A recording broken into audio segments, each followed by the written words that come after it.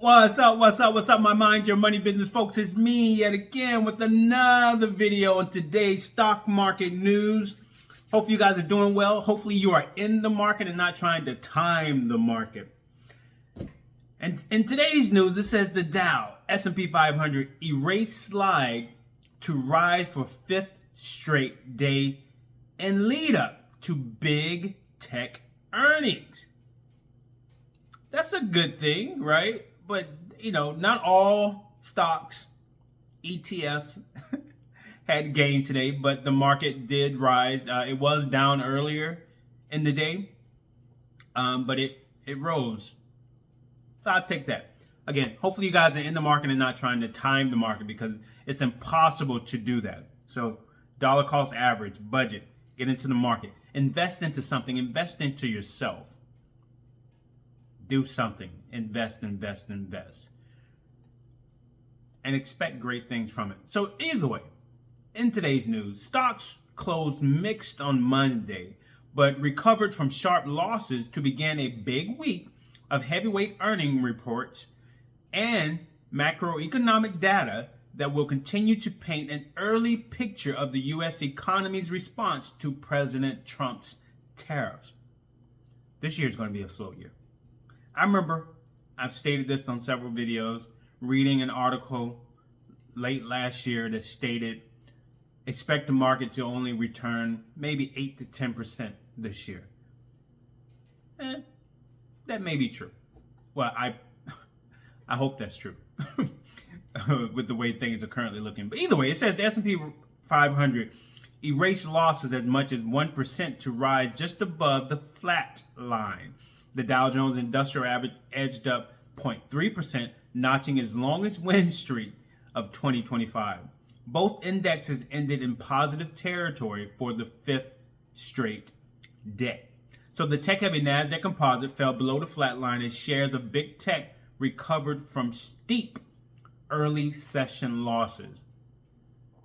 So Wall Street is coming off a rebounding run last week. The gains came as Trump erased pressure on the Federal Reserve Chair, Jerome Powell, and hinted at light at the end of the tunnel for sky-high 145% tariffs on China.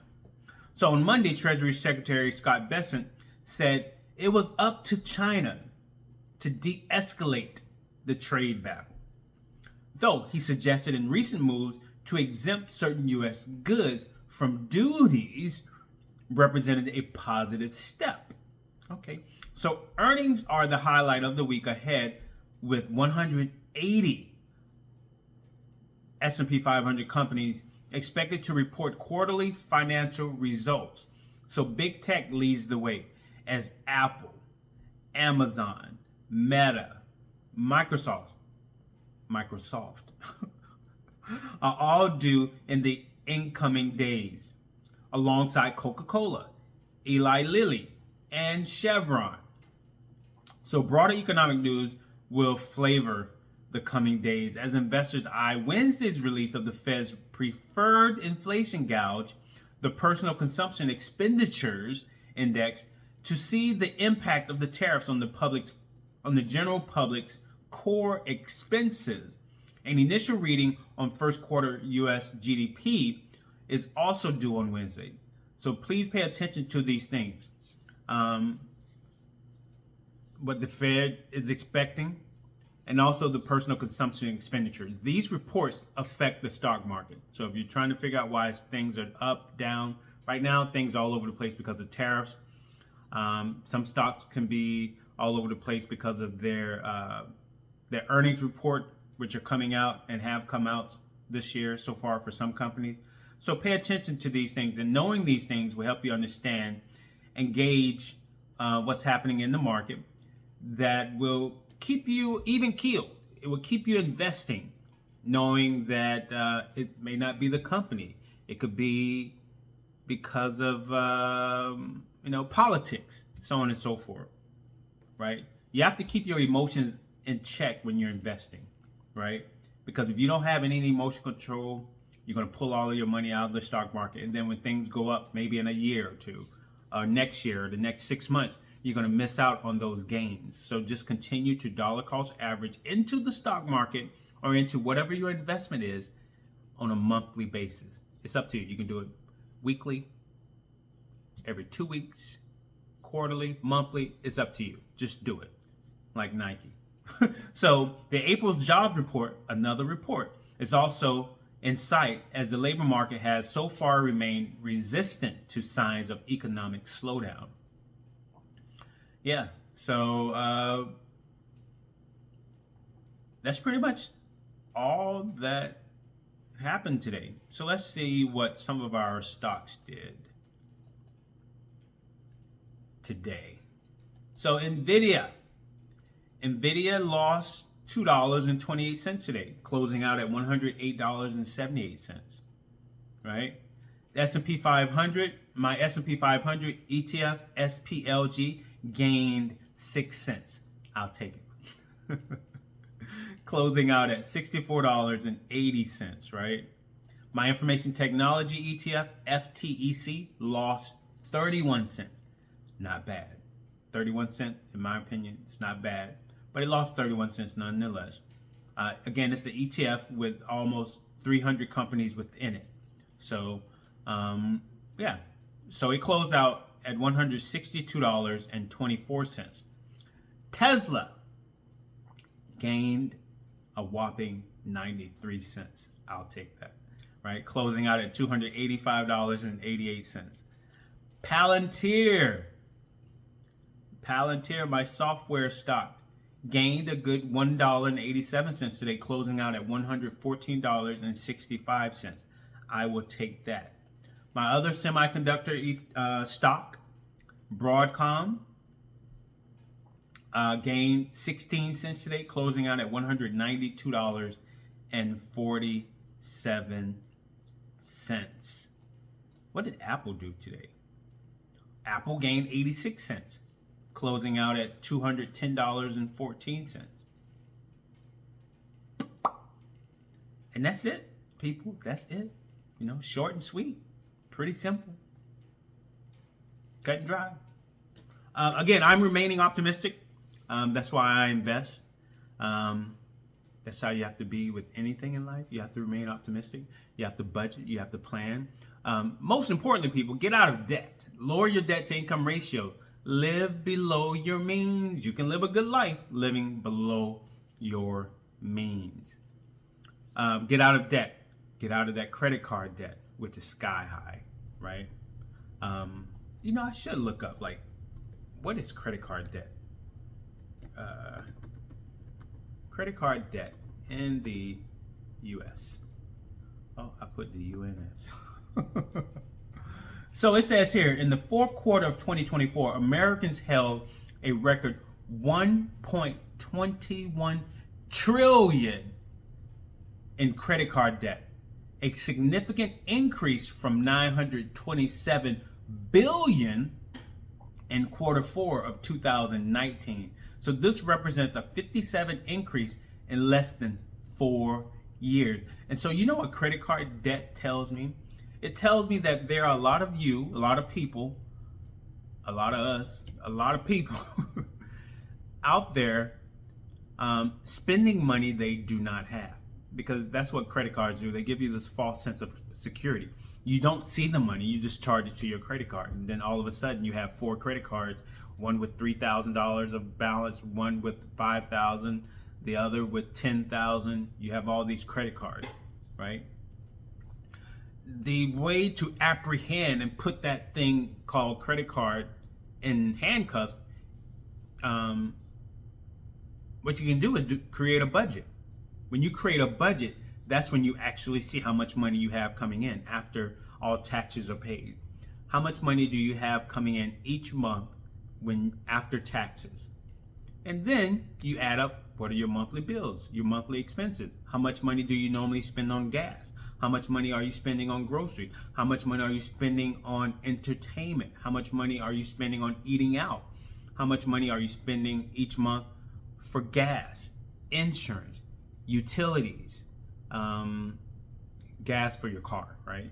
How much are you spending on your car payment? How much are you spending on rent or your mortgage? you add those bills, those monthly bills up, and you subtract that from your income. And if you have more expenses than you do income, that's a problem. Hence the reason why a lot of people are using credit card. Or either their job doesn't pay enough, so they're living paycheck to paycheck. Or some people are making six figures and still over six figures and are still living paycheck to paycheck because they have student loan debts. That's another debt that you may have, along with all those monthly living expenses of rent, car gas, car payment, insurance for that car, medical coverage, dental coverage, eye coverage that you pay monthly for. We have all these expenses, and we have less coming in than we do going out. So that's why you have to manage that. And the sooner you get it managed and control over, the better your situation and outcome will be. But yeah, credit card is you're not spend. That's not real money. It's credit, and then that credit is maybe at 24% each month that's being added to your balance. So when you make that $50, $150 payment on that $24,000 credit card balance, it looks as though the payments, the bare minimum payment isn't doing nothing. No, because you also have 24% that's being added to that balance, right? So you have to get out of debt, people. And you get out of debt by creating a budget. You start cutting your expenses. And then, another expense. People have Disney Plus. They have Amazon Prime. They have Netflix account. They have Hulu. They have Peacock. They have all these. They have cable. And they have Wi-Fi. And the kids have, extracurricular activities that they're participating in. It's a lot. Right? So create a budget and start cutting back on some of those expenses. You can only watch but so many TV shows and so many movies, right?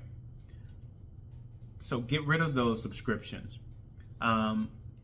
You may need to get rid of that gym membership that you're not attending. Just start going for walks. There are plenty of free videos on YouTube that I watch, and you can do exercise routines off of or from.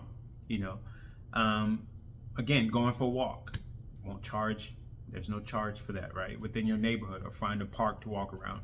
Find a buddy, find a group that you could work out with.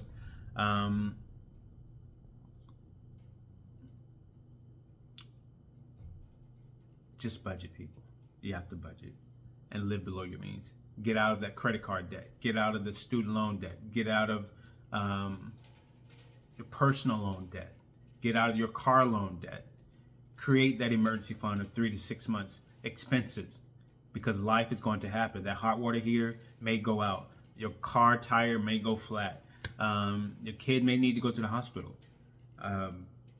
Something, right, where you may need to pull $1,000, $3,000 from. And having that emergency fund there and that money within that fund gives you security. It doesn't cause any stress. Is it easy to do? No. Creating an emergency fund, living below your means, getting out of debt, creating a budget is not easy. If it was easy, more people would be doing it. I wouldn't be sitting here talking about it. I wouldn't be reading in Q4 of 2024, Americans are in $1.21 trillion in credit card debt. That's not a good thing, right? We're spending money to look good, to impress people who really don't care. And you can't believe everything that you see on TV and social media either. Either way, here nor there, get out of debt, create that emergency fund, create your kids' college fund if they want to go to school or trade school, what have you, and invest. If not in the stock market, invest in yourself. You have to learn how to play this game.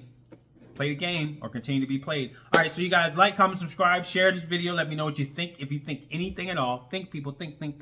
A disclaimer, I'm not a financial advisor, nor am I pretending to be one. Any and all information on my channel is for entertainment purposes. You know what I mean, purposes only. So please consult with a financial advisor before you invest any of your hard-earned money. All right, so you guys take care. Have a blessed day, a blessed week.